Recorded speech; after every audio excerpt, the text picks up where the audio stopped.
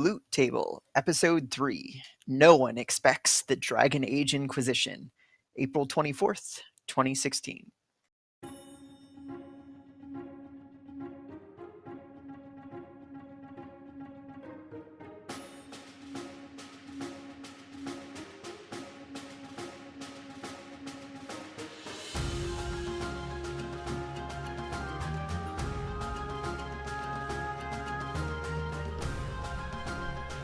Huzzah, adventurers! Welcome to Loot Table, your one source for all things online gaming.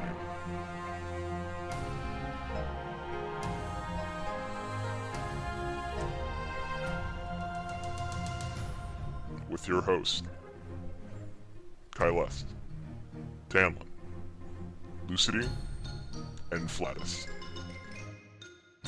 So pull up a chair, adventurers, and share in the loot.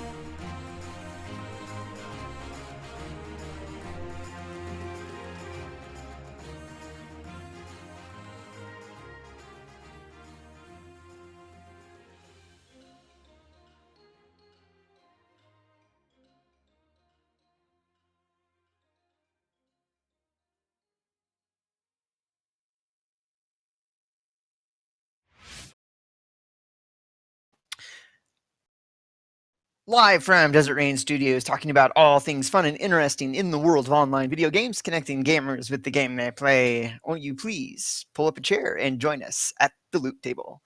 I am one of your regular weekly normal hosts, Tannlin.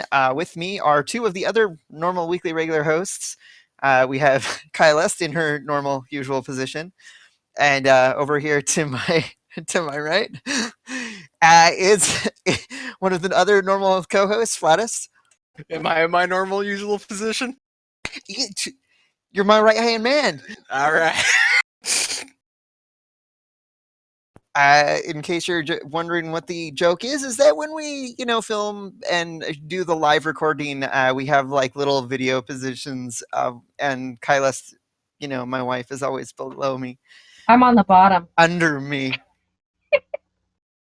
And if you are not familiar with that voice speaking to you right now, that is our community guest joining us for this episode regarding Dragon Age. One of my longtime friends that I've known for probably like 10 years, Kira. 13. Yeah, 13. Hi. Oh, wait, you probably have really good stories. I do, actually. Another time. I don't know why Tannlin didn't think of that before inviting you on the show, but that's okay. Say anything personal. I was like, that's what I was going to say. It's like, Kira, I've got stories too. You do. Oh, shit, you do. Right? Oh, shit. Okay, yeah, let's... You do? Oh, shit. Okay. All right. I'm blushing. Truce. You can't tell, right? Okay, we're good. No, I wouldn't do that to you, man. Can I say something? I don't know what it is, but like on Skype, I'm way back here. Like you guys can see me on Skype. I'm like way back here. You can see my bookshelf. Like you look on Twitch, I look like the bad guy in Tron. Like it's all just my head. It does the same thing to me. Well, I had to set up at my makeup table, so I had to remove about 500 pots of eyeshadow to sit here because my desktop doesn't have a mic. That sounds like my collection. Ow! Woo! I don't have a collection of makeup. Yeah, my makeup collection is rather limited. It's to black eyeliner and some eyeshadow and mascara. That black eyeliner has got to be like 5-10 years old too. Oh man, I can't even. He's like using that Revlon like 1998, like 90s mascara and eyeshadow. And he does like the dark brown lip liner with the nude lipstick because he's a chola. Wow. Or he did, right? It's one of my stories. What is it? Tannlin's nickname on the streets is Poppy. Hi, Poppy. Poppy. Yeah, Poppy. Yeah, you don't get it. He doesn't understand any Spanish at all. Oh, I I do. get it. I just didn't understand Pepe. I know, quesadilla, burrito, fajita, His nickname Oh god. is Jimmy Chong. gyokuro. What about me? Chimichanga. I had a coworker. We went in for. She wanted to go to Taco Bell for lunch, and she ordered Cuesta Lupa. She said Oh, the Cuesta. quesalupa. She said Oh, Cuesta. Quesa? She said Quesa? Yeah. Can I get the Yeah. Quetaluba? I cringe. Oh my god. So, Yeah, speaking of Oh. Taco Bell Overwatch promotion, anybody know about that? I mean, because seriously, No. Overwatch. yeah, I do. Do you Yeah, want to know what it is? All it is you buy a large soda and you get a code and you plug the code in and you could win a Razer Overwatch themed headset. Uh-huh. That's it. We did For not the win. game. Or a car. Did you wait? You want a car? Is that the thing? I want a car. No, I don't eat Taco Bell. Ew. It was a scandal. All right. I fixed your video, Flattuss, if you didn't notice. And now I'm trying to fix some other things. The chat didn't load when we went live, and so it wasn't updating. So I'm gonna try and fix that. So as we had mentioned, this evening we're going to be talking about the Dragon Age franchise. It's basically a two-parter talking about the single-player role-playing games, role-playing video games, because we talked about Skyrim last week. But before we get to the Dragon Age, we've got some patch notes to go over. All right, so the first bit of patch notes that we have, and if you're curious, patch notes are it's just our way of being like, this is the latest in video game news. World of Warcraft announced the release date for their sixth expansion, Legion, which launches on August 30th.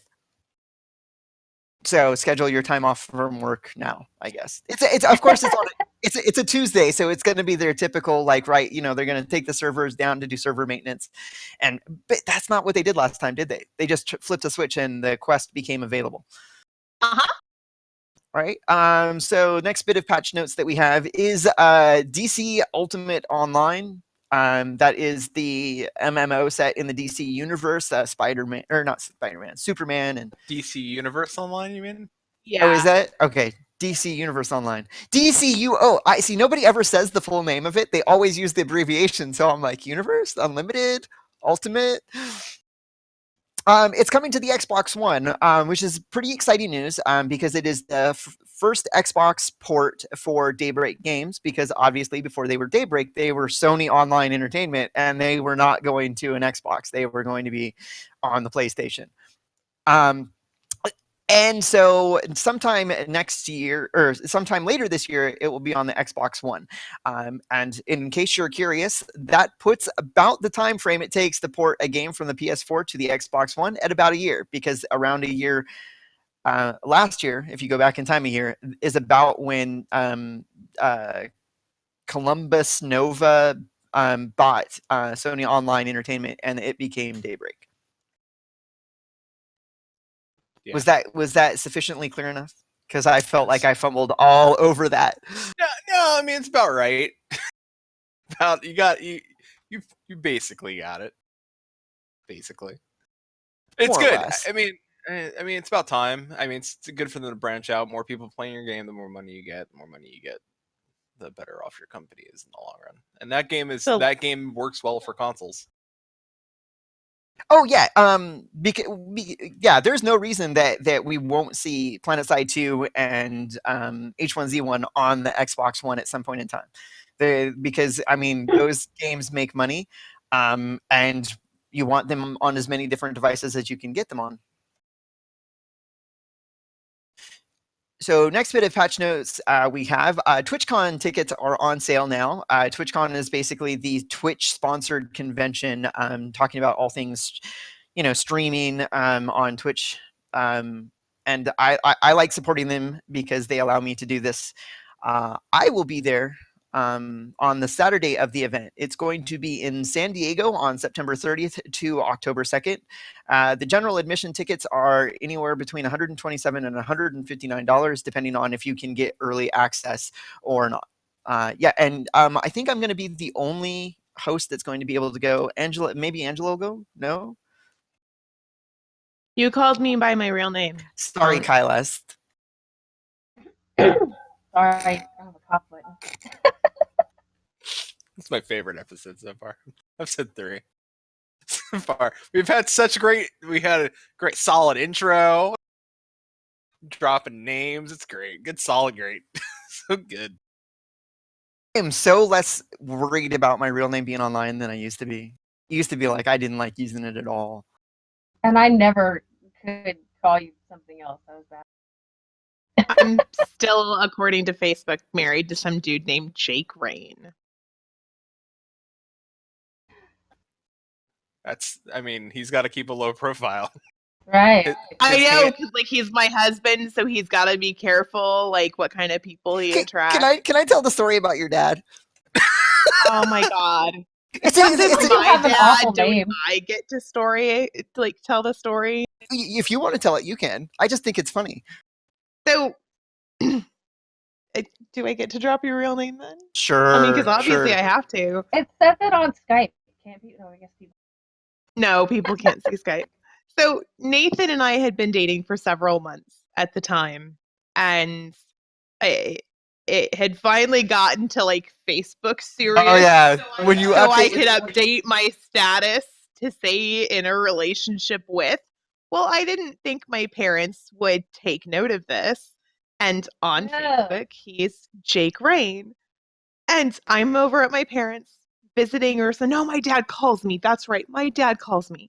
And my dad calls me sometimes. It's usually, hey, Angela, how do I fix the computer? Or I can't figure out how to get this patch to load. Like, it's parent stuff.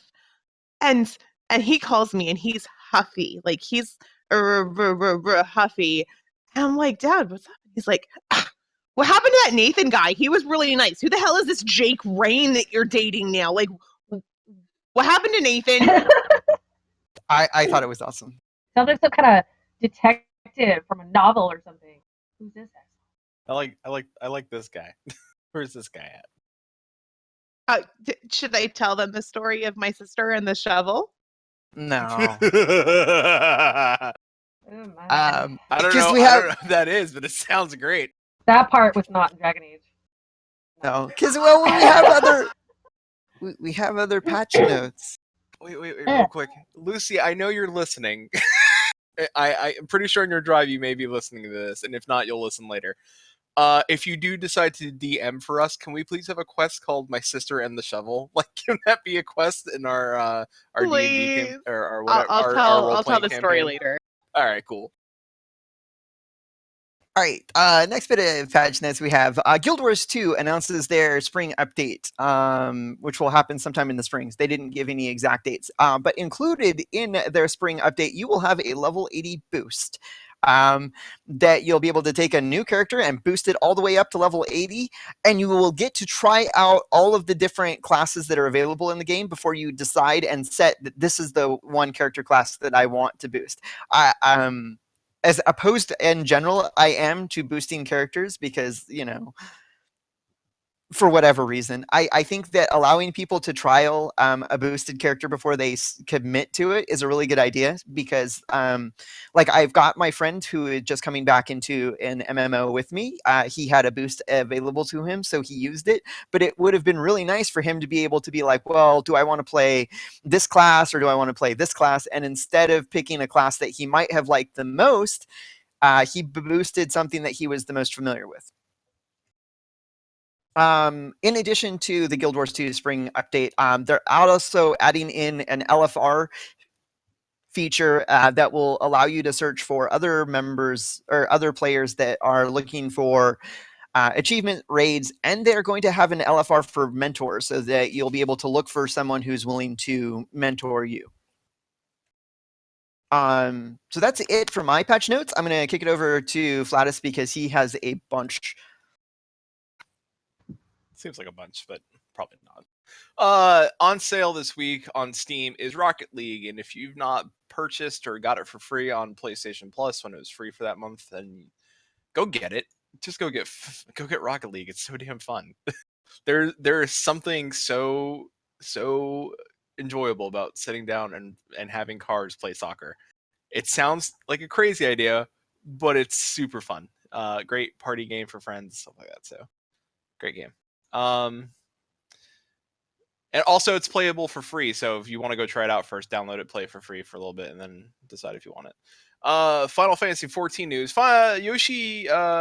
Yoshi P and some of the Final Fantasy 14 crew was at PAX this week, and I know we're going to talk about PAX, I believe, next week because we had someone go to PAX. Well, so- we'll probably talk a little bit more about PAX, but Yeah. we have a whole show topic. Yeah. So, but this is specific. So, they announced new content because somebody had asked in chat because it was a Q&A, and somebody had asked like, are you guys going to do anything different content-wise for the patches? And sure enough, he's like, well, funny you ask, because our in patch 3.35, we're releasing this new dungeon called Palace of the Dead. And what Palace of the Dead is that no matter what level you are, if you're maxed out at 60 or you're a brand new character, you can go into this dungeon. And everybody starts off at level 1. You're all on even footing. Eye level doesn't take into effect. Your gear is useless in this dungeon. The dungeon, every time you go into it, will change slightly, so it's always different. And some floors, because it's never ending, they're always going to add floors and content to this dungeon every patch. It'll get harder, and there may be things where you end up on a floor where you can't use magic. There may be end up on a floor where there's nothing but bosses coming at you, so you have a boss rush. Some floors you can save on, some you cannot. If you die, you'll go back to your last save point. So if you're down 3 floors and you haven't seen a save yet, you're screwed. You're gonna go back up. This is awesome. I'm super excited about it. You can find like stones in the game that'll only in that dungeon. I'll help you boost your character. So it doesn't matter what, like if you have friends you never played with, and the best part is you can queue as solo, 2-player, 3-player, or 4-player into this dungeon. So they're looking at trying to get a system in saying like class ranking, like based on what job you play in that game. If you go in solo, how far you can go, and ranking you, saying you are the best paladin in this game because you are kicking ass in this dungeon. And the more people you have, the I don't know. They said that so far solo is going to be the hardest way of going into this thing. So if you want super tough content and you want to go in it alone, that's probably the best way of doing it. If you want to go with your friends, you can still do that too. So independent progression system, leveling, KO, all good stuff, all coming very soon because that should be June. So 1 month away after May. So about mid-June, we'll see that patch because 3.3 should be coming out shortly. So I'm excited. Shin's excited. Everybody's excited over at us on Garuda Gang. So, all right. Also, a little bit more Final Fantasy 14 news. They also announced they have a big promotion going on in Japan right now for all this cool, awesome stuff that you can get at 7-Eleven. You buy sodas or whatever it is at 7-Eleven. You enter a code. We talked about promotion with Overwatch, I think, a little bit. Same thing, you go to 7-Eleven, you get codes, but these codes go to in-game items, and one of the items you can work towards is a white fat chocobo. And I am going to get it. They're working out the contract, and you can get it. So it gives you in-game items like different outfits and pets and MGP for the gold saucer. But the white fat chocobo is the goal for me because I want another fat chocobo. More fat chocobos, the better. And last but not least, yes, best thing ever. Last but not least, we decided to take our Discord server and open up the chat for you folks, so you guys can come in and chat with us all week, anytime you want. It is open. I would say 3 golden rules: be excellent to each other. If you can't be excellent, be civil. You can't be civil, be offline. We really don't want to have to police this. we're adults. Please be adults when you're in there. Yeah, I'm not showing my boobs. Yeah, no, but Neither is you she, I think. or myself. If so, nobody's showing boobs. the notifications for our Discord go to my phone, so like I will have zero tolerance. It's gonna be like, because it's Yeah, and same for me. Like we have it go straight to our phone. So if shit goes down, I will drop the hammer from wherever location I'm at. Just remember, I own my own business and I work for a bitch. But on the upside, Discord is absolutely great. We use it to organize ourselves. We use it to keep in touch with one another, and we're using it right now for voice over internet. It's really cool and awesome, and it's becoming like the go-to thing for organizing your guild group or whatever. Absolutely. So come in and chat with us. Talk games. If you know what we put out our topics. So if you got something to say, let us know. Eventually, this is future stuff. Eventually, we would want to use Discord to maybe like somehow take calls. Like take call. We could do that. So we're slowly, give us time. We're only episode 3, but we're the future things. But it's all good. Starting from the ground floor, we're going up, brand new stuff, but brand new show. So we're trying to bring you guys in and try to connect you more to the show and the games you guys play. Yep. So that was it for patch notes. So we can go back over to talking some Dragon Age. Before we really get into talking about Dragon Age, I have a picture to show you. Not of me. No. But I think do you know Victoria? Have you seen Victoria's tattoo? Yes. Yeah. Anthony did some yard work for her. She showed it to me when it was fresh. Yeah. I've seen her secret. Hmm? No, nobody. Victoria's Secret. Oh, I'm so sorry. I'm so sorry. Sorry. no, you're not. You're not sorry. I'm not. I'm drinking beer out of a fat guy. I can't be. Anyway, so here is a picture of the Dragon Age logo, not Guild Wars 2. It is the Dragon Age logo that my friend Victoria had tattooed on her. And so it was actually hearing both Kira talk about it and seeing Victoria get this tattoo that was actually the inspiration for me to be like, wow, some people really, really like Dragon Age. Oh, dude. Oh my god. Yeah. So I was like, well, I have a podcast. I talk about video games. We talked about Skyrim, which last week, which is a single player RPG. So why not talk about Dragon Age? And before we get into talking about it, a little bit of background information for Dragon Age. The latest game in the Dragon Age franchise, Dragon Age Inquisition, came out in 2014. In 2015, it had 3 DLCs available. I'm not going to read them to tell you what they were, but there were 3 of them. Yeah, the first game in the franchise, Dragon Age Origins, came out in 2009. And there is a whole wealth of comics. There's a novel. There's an RPG set in the Dragon Age franchise. If you're into that type of, like, I want to play around in this world, it's out there. And an Android game hooked on. So Dragon Age was developed and produced by BioWare. That's the same team that did Star Wars The Old Republic MMO, and they're currently working on Mass Effect, the sequel to Mass Effect, right? Andromeda. Yeah, it's coming out. I think they're going to announce it like any day now. Yeah. And so when I was looking up and doing some research on the Dragon Age franchise and what its history is from BioWare, most people are saying that we will not probably see much from Dragon Age until Andromeda launches, because it takes a lot of work from a lot of people to work on a video game. They've also got another IP, a secret IP coming out, so nobody knows anything about it. So that was introducing Dragon Age. So now I just figured like we would open it up. So what makes a great Dragon Age game? What is the thing that separates Dragon Age from the other single-player RPGs that are out there? And So Flattuss, you play single player RPGs, right?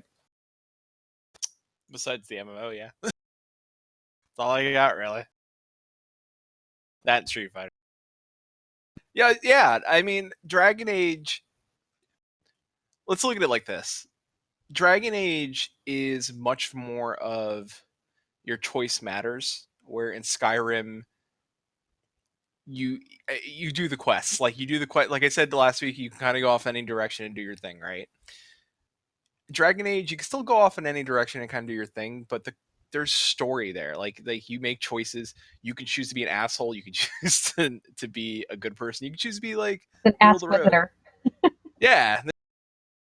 And that's a big difference. Like I think story, it's way more story driven than the Elder Scroll games. Like not to say there's not story in the Elder Scroll games, but I think that Dragon Age has a lot more story. For example, Kira, who has, like we said, the books and everything, like they have like even though we said, you know, we kind of talked a little bit before the show about like all the content should be in the game, and it is. They've written so much that all of it can be in the game, and so like they give you like the extra fluff in the form of books. The world's huge. The stories can last 3 games, where like the Elder Scroll games are very like you're in Skyrim, and even though it's in the different timeline of the Elder Scrolls series, like difference between Morrowind and the others, it's a totally different. I don't know. It's kind of awesome. It's plus you get cool whippy spells and stuff. Like it's very.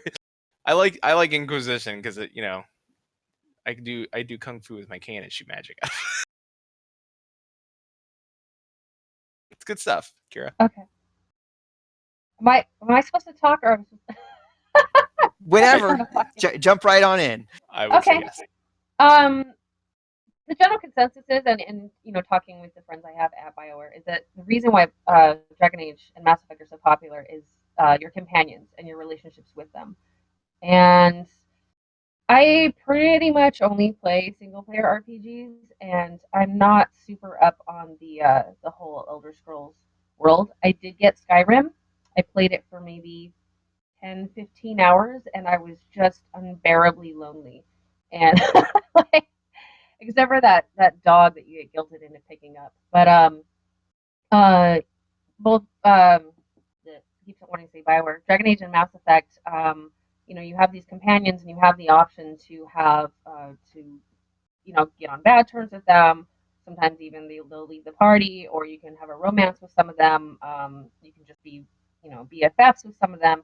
So I really see, especially with the the females I know in the Bioware fandom, is the relationships or the romances and whatnot are incredibly popular.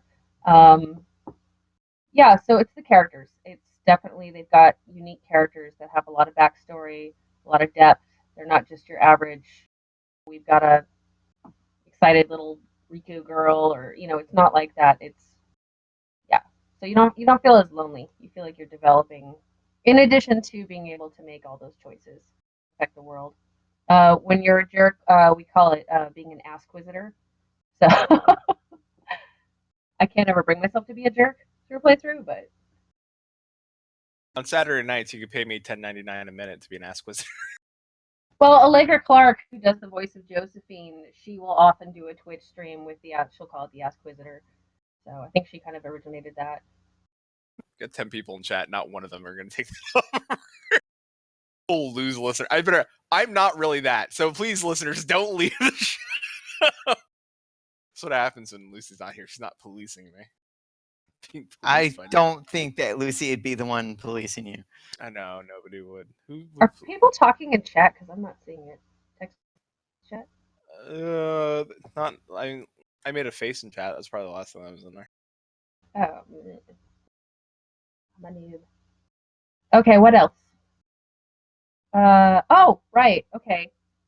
So some people just play as Dragon Ages, just, you know, play through the game. They get the story within the game. We're talking about the extras, like the comics, the books. There's a couple of movies, all of that. It is extra fluff, but a lot of us are, when I say us, I mean like the Bioware fandom, are really, really into the lore. And there's so much mystery, and there's all these conspiracy theories going on that, I mean, you could just go on, I could read about it, talk about it all night. So yeah, there's the casual players, who don't even know that there's all this extra backstory, and that's fine. You can totally get what's going on from just the games. But yeah, so it keeps you.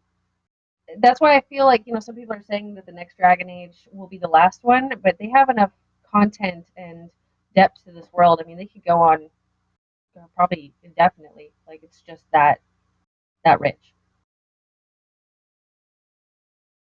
Yeah, that's one of the things that I like the most about just role playing games in general, is that a deep world with a lot of history and background to it. And that's like when I went into Rift, the role playing, the MMO. One of the first things I noticed was just how shallow the game felt. Like there was no real depth to the world, and so I got bored with it, and it kind of burned me out. Like, because there was never that thought that, like, wow, this thing over here is connected to that thing over there, so I want to run over to that other thing over there and check it out and find out what the story is over there. This character, learn more about the world through the characters as you're interacting with them. And that was one. Which side did you play on by any chance? Guardian. I can't even remember that. Those were the good side, right? The Guardians were like the dwarves and the. I don't. Basically, it wasn't really like a good versus evil. It was more like it was progress. Science versus religion.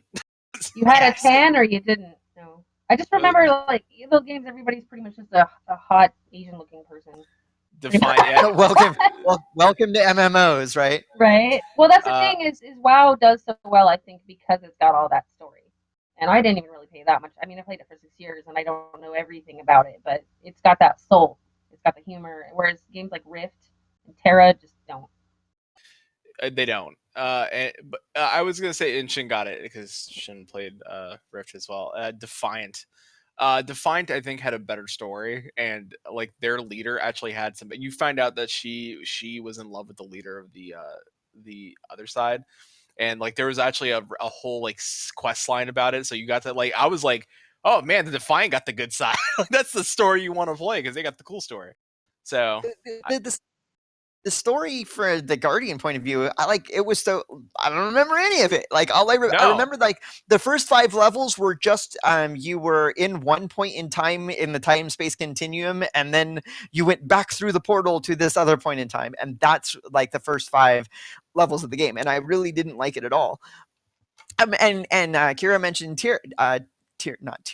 Terra, and I felt the same way about Terra. Like there was supposed to be this big world with these fantastic things happening in it, but then, like, I felt, The combat was fun, but yeah, it takes effort to read the story. If there's not voice acting, I'm just playing the game for the action. I'm not paying attention to the story much, and I was guilty of that even in WoW somewhat, but it's okay. The story got trivial after a while. WarCraft did like the total comic book move because they were. I did play ESO, which was a less lonely Skyrim, and that had, I think, some voice acting in the quest, and I enjoyed that. I just tend to get bored with MMOs and just suddenly drop it one day for a while. I know I'm bad about that. Happened. I don't know. I mean, I'm still playing Final Fantasy, but it's only because I got to Heavensward, the expansion, and I got to deal with dragons, and it got real Game of Thrones real effing quick. Only problem with for a while. my Final Fantasy, my complaint about Final Fantasy is sometimes it's like, you will get the story whether you want it or not.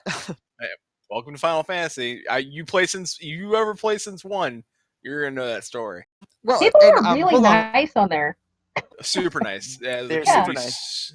Community is super, super nice, and they will sooner, if somebody comes in and is an asshole, guess who's getting booted? The asshole. Anybody. Like, it's opposite of, like, in Warcraft. Opposite of Warcraft, where you meet, like, you get a group, you get that one asshole, and you're just like, well, I'm the one getting kicked because apparently I'm not up to his snuff. I'm like, oh, right, because everybody else wants to finish the dungeon. Right. Everyone else is like, get out. We'll just fucking get somebody else in here.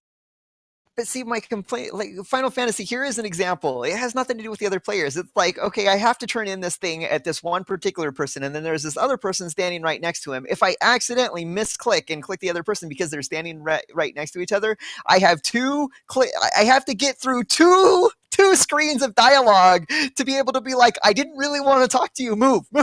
And it's irritating. Oh yeah, I guess so. Yeah, but that person had dialogue and they wanted to say, "Hey." Everything Same voice acting. the same Everything. thing every time I click on him. I click on him accidentally, and I'm like, crap, escape, and then I'm like, okay, now let me talk to this other person, and it's not like an instant escape out of it. It's like, here's what I have to say. Leave me alone. This is what I have to say. Leave me alone. Old man Tannlin playing MMOs. He's like, I misclicked again. Damn it!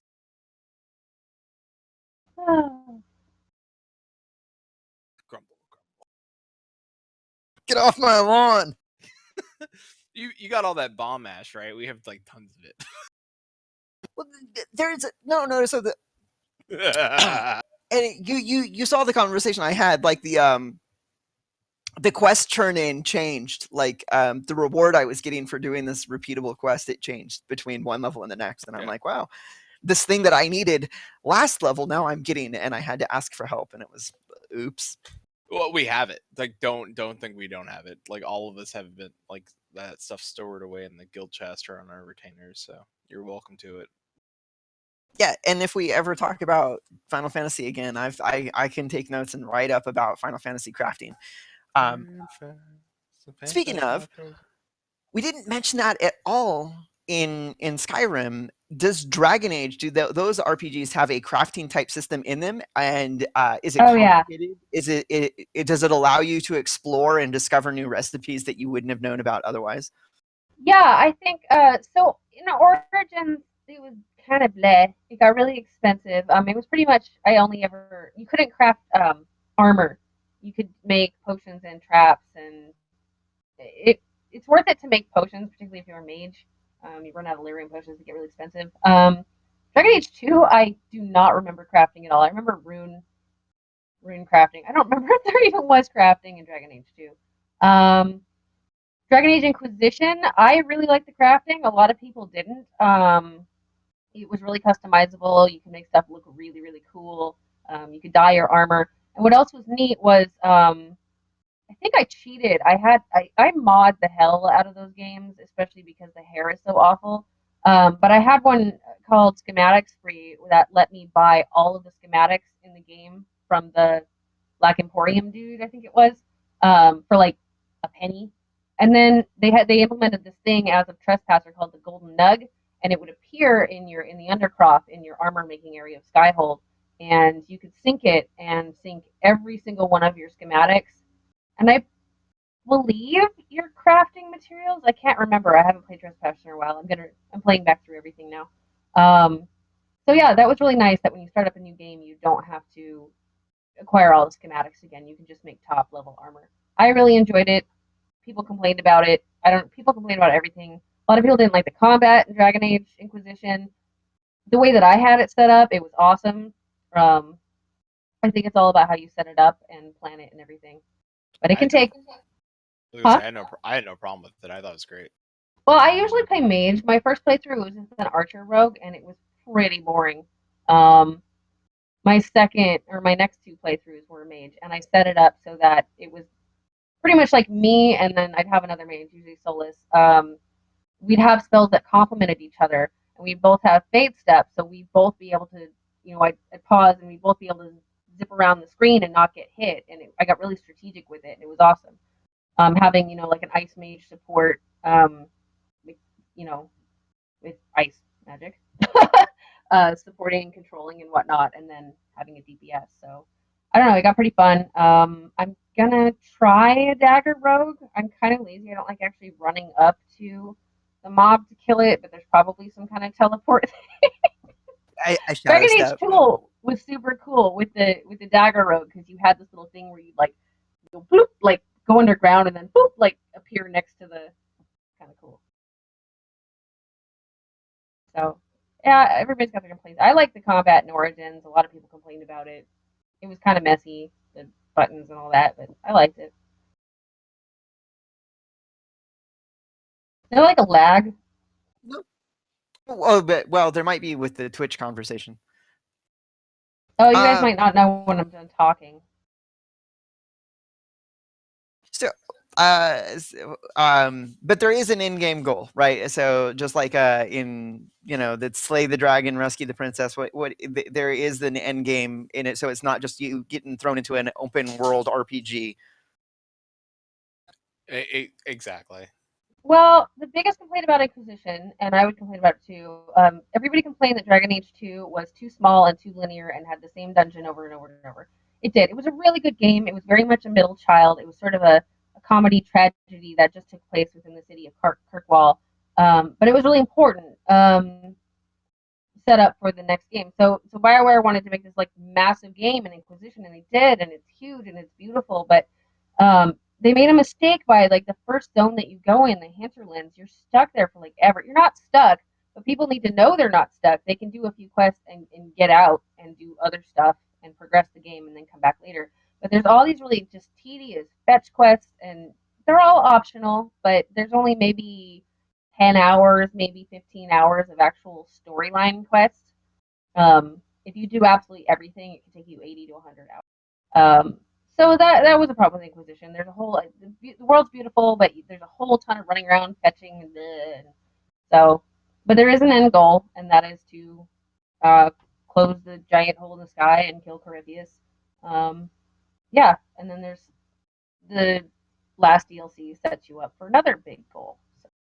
Oh, so the latest DLC is open ended, so that there's the next part of the.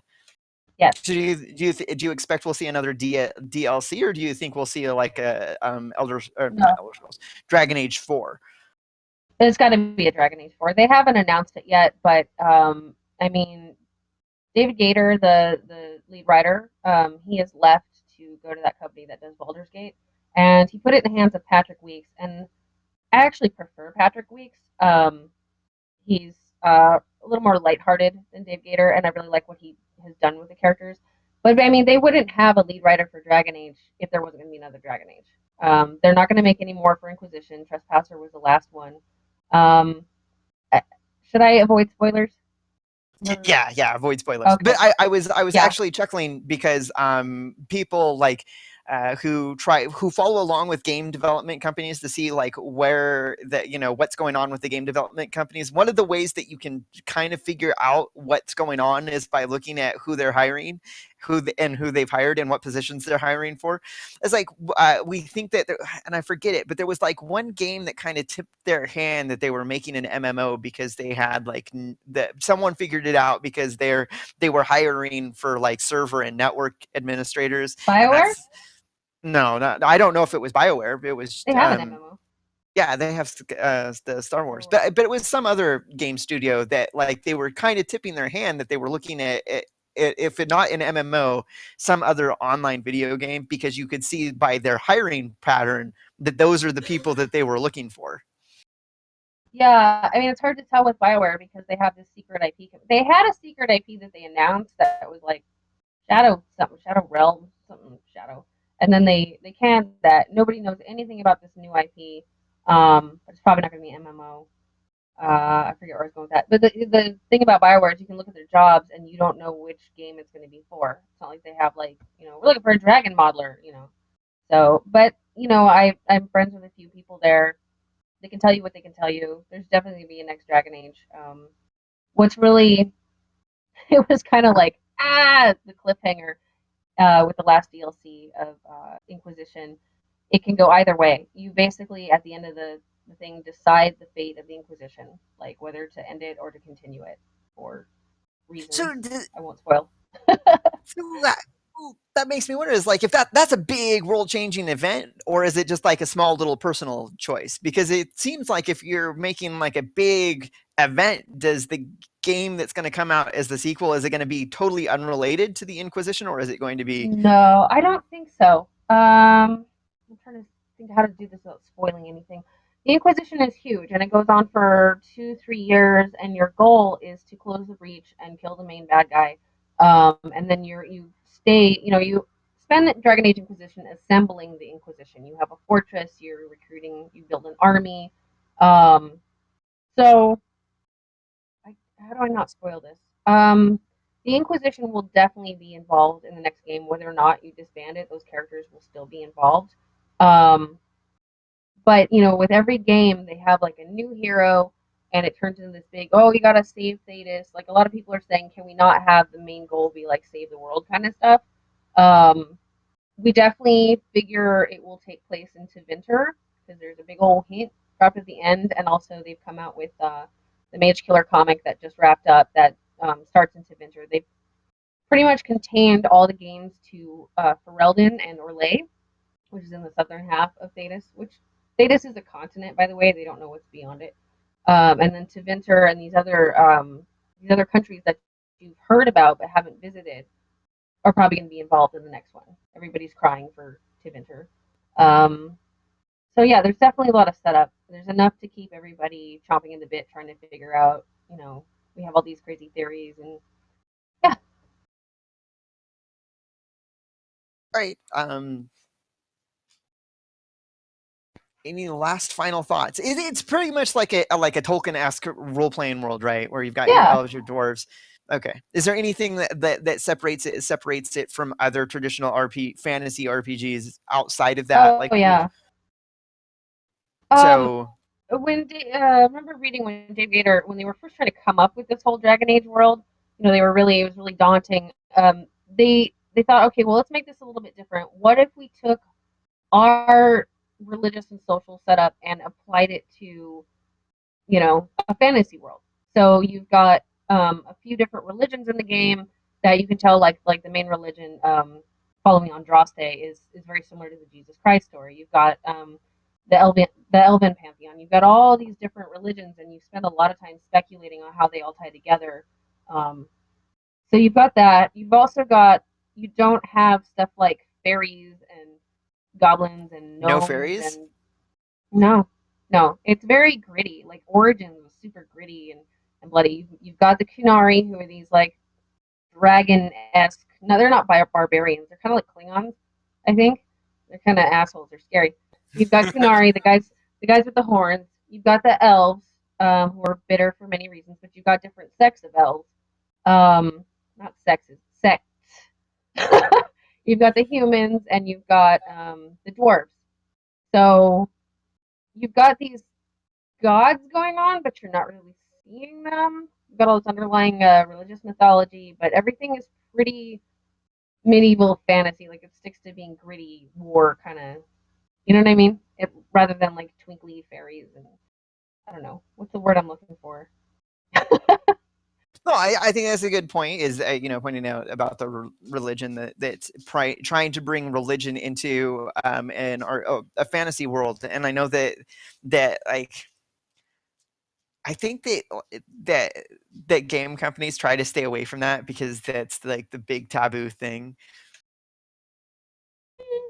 Like even it's really no different than mythology, like following mythology in any other book or movie or whatever. It's not like they're trying to say this is a real religion. It's just based loosely on,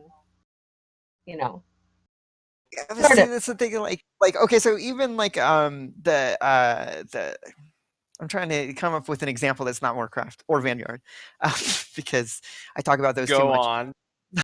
But we were just talking about Rift, right? And I think that was one of the reasons why I felt the game didn't have any depth to it, is because it was supposed to be this massive fight between two factions. One was the religious faction, one is the science faction, and it always felt forced. It never felt like a real can't we just get over this disagreement? I don't see how this is the world destroying type disagreement. And then like I just in general other RPGs they'll be like these are the Titans and they created the world, but they're not a religion. They really did create it, and so it's not like even like the we Flattuss and I had talked about one of our favorite things is the elder gods, right? They're called gods, but they're always the villains that worship them. It's never the good guys. Are you talking about Dragon Age? Talking about in any game, because there are all these different gods, and the weird thing about Dragon Age is I can't think of what they don't really fight over religion. Really, they have these different religions and they kind of respect each other's stuff. It's not like human, not like real life, you know. But you try to figure out how they all tie together because each country and each religion's history and mythology is different. So you try to figure out what's really at the core of it, which is what's so exciting about it. The dwarves worship their ancestors, who will worship, or these paragons, which are people who did really cool stuff that they've elevated, but they don't worship gods. The elves have gods. The humans have Andrasteism, and the whole Andraste story is the one that's kind of based on Jesus. And then the Kunari follow a philosophy. So I don't see a lot of conflict over the religion, though. Not like real life. Right. And personally, I love fantasy worlds. My phone just made noise.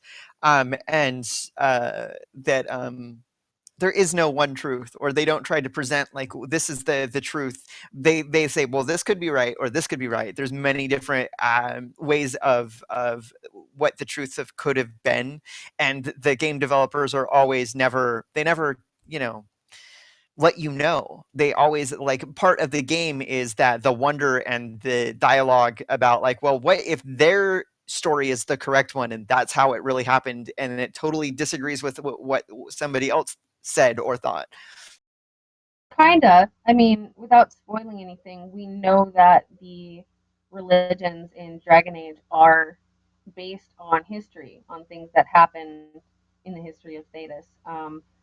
And what's exciting about it is to try to figure out which things are true and which things are, like, the elves have lost a ton of their lore because they were conquered by humans back in the day, and there's these Dalish clans that are trying to restore their mythology and whatnot, and they're totally off and wrong. But all the fascinating part is that all the religious mythology ties together and is somehow based in actual history. Like the blights that are happening, the blight that you fight in Dragon Age Origins, is these darkspawn who are searching out the archdemon, which is supposedly an old god that Tevinter mages used to worship. So, it does actually apply to what's actually going on in the world. Trying to piece together the mystery. That's the really. Well, sounds pretty interesting. I'm sure I had another question, a follow-up question to that. So it's not like you're going, oh, this way's right or this way's right. It's sort of like, were these things, was this person in this, religion based on this person who did this in history? Right. The whole shared like event thing, like a real event did happen, and then this group of people went one direction and this group of people went the other direction, and so they have different perspectives of the same event. Yes, that's what I'm trying to say. Yeah. Oh, that's really cool. Like, was this person a god, or were they actually a really powerful mage, or that sort of thing? Try not to spoil. I think that's pretty much the most exciting part, like that, and then having your companions, relationships with them. I think those are the most exciting parts of BioWare games, or of Dragon Age at least. Very cool. All right, so that puts us at like 55 after. Okay. So put a little bit of closing thoughts in here. So just to open it up, Caeleste, you've been really quiet. Have you played a solo RPG? Do you enjoy them at all, or are you? Because I know you play video games, so it's not that. What's your thoughts? Here's gonna be my dumb question. Like, I've played MMOs for so long that somebody's like, solo RPG, what the fuck is that again? Like, some of them are so lonely. Some of them. Seriously, the first thing that pops into my head is like, what the fuck is that again? I remember. Okay, I had the Legend of Zelda and I had the original Final Fantasy on my little Nintendo. So other than playing like real pen and paper RPGs, all of my first RPGs for a video game, they were all solo because there was no like real internet built up. So I totally understand playing through it. It's like playing a movie. So make the choice. Let me remind you, we had a ColecoVision. Is there an end? What to Prince of Persia? Was that on the Coleco version? I sucked at that. My first RPG was Princess Tomato and the Salad Kingdom on NES. Yeah, I didn't know what an RPG was because I was like 8, but it was cool. I'm gonna say no. It's not that I don't like them, it's that I haven't taken enough opportunities to play them. If you do, try Dragon Age because a lot of single player RPGs can feel really lonely. If you like that companionship and story, try BioWare games. If you're gonna try them. I All right, Flattuss. Yeah, it's going. Ugh. I mean, of course I play single player. I'm excited for Final Fantasy 15. Of course I play single player RPGs. I like them. They're fun. It's just it's not always for everyone. I think a lot of people we live in a world of gaming today where your biggest selling games are Call of Duty, Candy Crush. Candy Crush, your MOBAs, League of Legends. Like I think a lot of people started falling out of love with RP. Not saying that they're not selling. I think they sell really well, but I think your top selling games are never your RPGs. Like The Witcher did really well, but I don't think it's going to do Call of Duty well or Halo well or Didn't it get Game of the Year though? Witcher The Yeah. Witcher. Yeah. The Well, Witcher the 3. thing is there's some people who like story and some people who don't care. My husband does not care about story at all. He just wants to Yeah. run around and shoot stuff. Yeah, I think that's exactly. And that I'm the appeals to a mass of people who are like, I don't give two shits. I just want to shoot somebody in the head. Yeah. That's it. I was, yeah, and we had another friend that was talking about like she had just got an Xbox One and she got Diablo 3 for the Xbox One and she's playing through it and she's like, I feel like she had mentioned that she felt like she was missing out because she knew that there were other games out there but didn't know which ones to look for. And so I mentioned like, well, if you like story based games, you can try out X, Y, and Z. And she's like, story, I don't want that. Like, oh, I totally misunderstood like what because it just doesn't it's really tough for me to sit in front of a computer myself personally that's connected to the internet and play a video game that is not connected to other people on the internet. But I do like solo RPGs. If it was like, can't you make one for my phone or my Kindle someplace where I don't have access to my computer? It has multiplayer. Dragon Age. Oh yeah, it does. Do you want to mention like how does the multiplayer work? It's part of the game. It's not like a mod that somebody made for the game, right?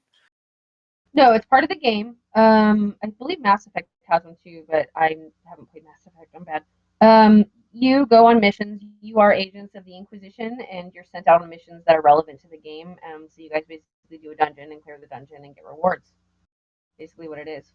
So pretty fun. You can't chat though. That's weird. No, you can on mic, but not. I was gonna say you can't on mic though, right? You just join a party. And just You can have a mic. Yeah, but I never had one. You're like, screw those guys. I hate people. No, it's fun. Fuck you guys. I just want to get my loot. There's an Android game, Heroes of Dragon Age. It's kind of like a card building game. You pick out your teams and duel each other. It's pretty fun. Pretty hooked on it. It's a freemium deal. Yeah. More trading card games, yeah. Kind of, yeah. It's fun. I like it. Oh, we're being told Game of Thrones starts in less than a minute. I'm sorry, we're gonna go a little long. Game of rape. Whoa. Whoa! I went there. Whoa. I every time I hear Game of Thrones, I go. Sorry. So, on that note, my sweet, beautiful girlfriend is on that show. Brienne of Tarth. I'm going to skip the Do Better this week because we have Flattuss and I, who, I mean, we could probably do a whole show on our disagreements between the well, it's not really a disagreement. It's more of the nuances of the Do Better. My idea of the different niches within an MMORPG that we've heard of before. So I'm going to go right into our schedule. I tweeted it out earlier from the Loot Table Twitter account. I will mention that next week we're covering Chronicles of Valeria, which is a MMO that is independent MMO that is in development. The week after that, we're talking hosted servers, both legit private servers and illegitimate private servers. And then after that, I think we're talking Hearthstone. Because Hearthstone has an expansion pack coming out called Whispers of the Old God. I'm going to turn it over to Flattuss so he can do the little bit of end of the show stuff that he does. Hi. Hey, everybody. Thank you for listening to Loot Table. I just want to let everyone know that we do not charge for this content. This is gratis. It's free. It's a passion of ours to do this. And we enjoy that you guys come out and listen live and listen to us on our various spots. And those various spots are iTunes, Stitcher, TuneIn Radio, and Google Play, I believe, has got. Is it up? Are we up on that yet? We're up on it, but they haven't upped on their end. So like as soon as they go live, all of our episodes will be able to be on there. It's just that they haven't gone live on their end. So as soon as they go live, we will be up on there as well. Speaking of all that, so share us. Do us two favors. It's just two. Share us. Share us with a friend. Share us with an enemy. I do not care. Share it with somebody that you think will listen to the show. And also, give us an iTunes review. Please give us an iTunes review. 1 star, 2 star, all the way up to 5 star. Anything you feel like we deserve, let us know. And then give us, type up a little thing. If you think, you tell us what we're doing really well, and then tell us what we're not doing so well. If you think we're perfect, tell us. If you think we need to change some things, tell us that too. We can only go up from here. This is where we want to go. We want to go up, not down. And then on Stitcher, you can give us a thumbs up and share us there as well. It's easy. Just download the app, it connected to your Twitter or your Facebook, and just hit the thumbs up and then share. And people will be like, "What's this? What's Loot Table?" And you come on, you guys got friends that are into gaming, so come over here. And then also email us at contact@loottable.net. Send us your emails. Tell us what games you're playing. Tell us if you're interested in coming on the show, and tell us about a game. Tales of Valeria, we believe we have another community guest coming in next week. We do. That is Electric Bears. So, and we're going to talk Tales of Valeria. He's super excited. Lucy got to play Tales of Valeria at PAX East. I would say E3, at PAX East. So she interviewed them, and depending on the quality of the recording that they did for their interview, we'll be able to play some or all of that interview. Yeah. If we only play some of it on the show, I think we have the ability to upload the whole thing up to our YouTube and connect that to our website. So if we don't play the whole thing on live next week, we will definitely get it up for the whole thing for you guys, so you can guys have listen. Listen, we're going places. You just gotta hang on for the ride and share us, and we love you all. Kisses, bye. Thank you so much, Kira, and thank you so much, chat. Thank you, everyone listening on the podcast, and I believe Caeleste will be camping us out, and I see will. you all next week. And just as a quick note, I will not be here next weekend as I will be out riding horses. I apologize. Oh, lucky. Yeah, Horsies. priority. I have horses. Horsies. Anyways, Oh. enjoy your weekend. I'm We coming hope to over. see you next week here on Loot Table. We love you. We'll miss you, and we'll see you soon. Camping in 5, 4, 3, 2, 1.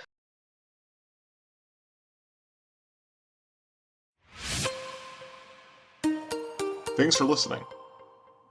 Send us an email at contact@loottable.net. You can contact our host on Twitter. Caeleste is at Blood Knight Kai. Lucitie is at Lucitie. Tannlin is at Tannlin, and Flattuss is at Flattuss. Loot Table is a Desert Rain Studio Productions. Music is provided by MDK. Find him and more of his music at soundcloud.com/MDKofficial. Thanks for joining, and Game On adventures